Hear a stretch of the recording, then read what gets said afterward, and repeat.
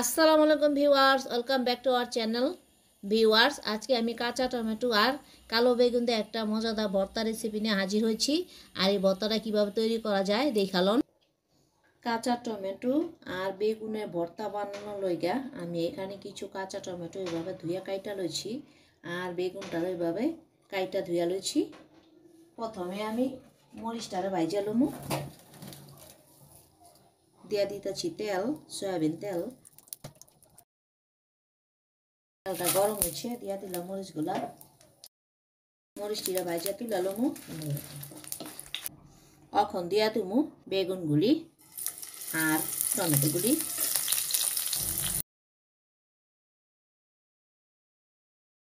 Viewers, video শুরুতে একটা like দিয়া দেন।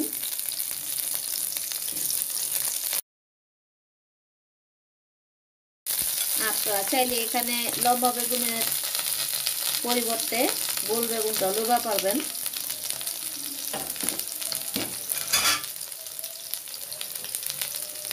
এখন একটু সামান্য লবণ দিয়া ঢাইকা দিব। ভিউয়ার্স, কাঁচা টমেটোটা আর বেগুনটা আমি ভাইজা লইছি। এখন এটা থেকে যতটা সম্ভব খোসা ছাড়াই লমু।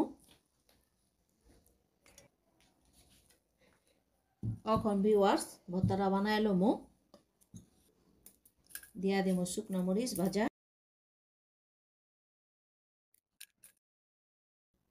দিয়া দিব স্বাদ অনুযায়ী লবণ। তাই বুঝে লবণটা অ্যাড করব। প্রথমে আমি মরিচটা এভাবে ডইলা লমু।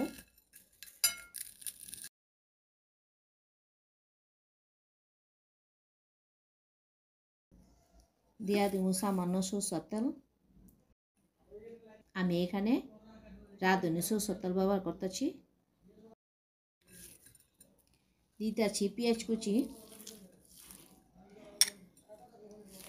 আমি এখানে কাঁচা পেঁয়াজ লইছি, আপনারা চাইলে ভাজাটাও লইবা পারবেন, সমস্যা নাই।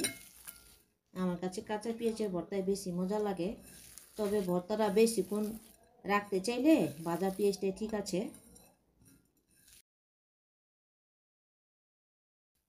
দিয়া দিতেছি ধনিয়া পাতা কুচি।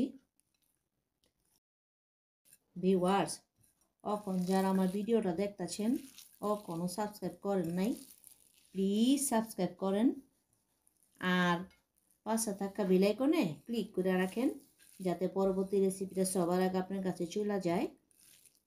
আর একটা লাইক তো অবশ্যই দিবেন। এখন এই বেগুন টমেটোগুলো এটার সাথে মাইখা নেব। ভিউয়ার্স, ভর্তাটা আমার রেডি হয়ে গেছে। ওখানে কিছু পেঁয়াজ বেরেস্তা পুরটা দিয়া দেব, একটু দেখতেও সুন্দর লাগবো, আবার খাইবার বেলায় মজা লাগবো। সো ভিউয়ার্স, ভর্তাটা কেমন হয়েছে অবশ্যই কমেন্টস করে জানাইবেন। আর যদি ভালো লাগে লাইক করবেন, শেয়ার করবেন আর সাবস্ক্রাইব করবেন। সবাই ভালো থাকবেন। আল্লাহ হাফেজ।